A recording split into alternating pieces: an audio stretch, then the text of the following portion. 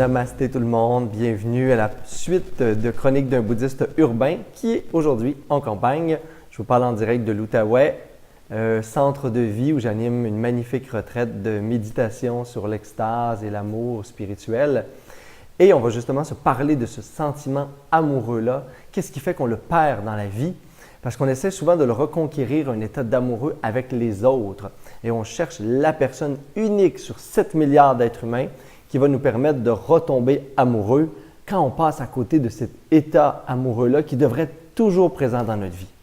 L'état amoureux, qu'est-ce que c'est? C'est un état d'appréciation, de fraîcheur qui, dans chaque instant présent, est capable de dire « Oh, wow, merci la vie, merci ce moment, merci ce cadeau » et de regarder la beauté, tout simplement, pure de l'expérience qui nous est proposée à chaque moment et à chaque personne qu'on rencontre. Fait que notre problème premier, c'est de penser que l'état amoureux, c'est un état qui se vit juste avec une personne et qu'on attend cette personne-là qui, elle, détient le pouvoir de nous amener dans un état amoureux, quand l'état amoureux, finalement, c'est quelque chose d'intérieur, de personnel. C'est en vous. Et cet état-là peut se reconquérir, cette passion-là peut se reconquérir pour l'amener dans tous les espaces de notre vie. Parce que souvent, on se laisse entraîner dans du cynisme, du jugement, toutes sortes d'attentes qui ne sont pas répondues. Et c'est comme si on attendait plus tout le temps de la vie. On est des amoureux très exigeants envers la vie. Parce que le sentiment amoureux qu'on veut avoir, c'est tomber en amour avec l'existence, avec chaque instant, avec toutes les propositions que la vie a à nous offrir. Et on trouve rarement que c'est assez.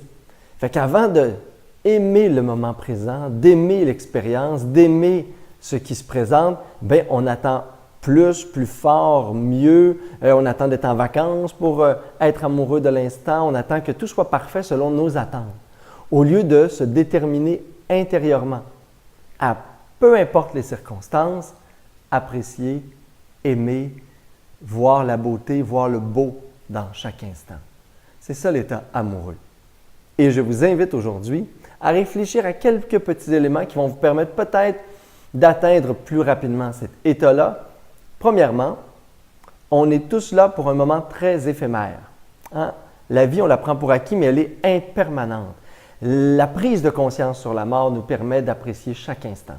Si je me rappelle que cette vie-là n'est pas éternelle, que cette forme de vie-là va s'en aller sans prévenir du jour au lendemain, on ne le sait pas quand, eh bien, ça me permet peut-être d'apprécier davantage l'instant, d'apprécier chaque chose. Moi, j'ai passé la semaine avec un pied fracturé et tout d'un coup, j'appréciais plein de petites choses que j'appréciais beaucoup moins avant.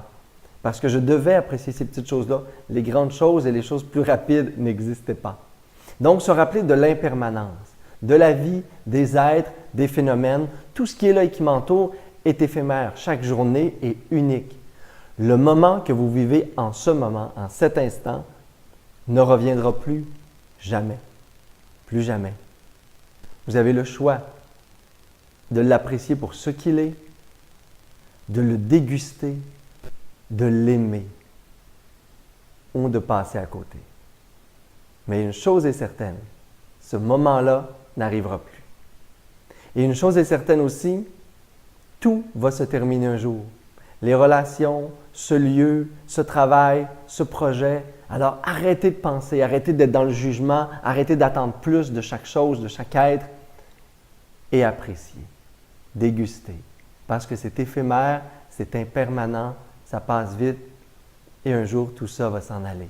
Et on va dire, j'aurais pas voulu avoir plus, j'aurais juste voulu apprécier davantage. Et voilà, namasté tout le monde, dégustez chaque instant de votre fin de semaine avec ouverture et plein d'amour. Bon week-end!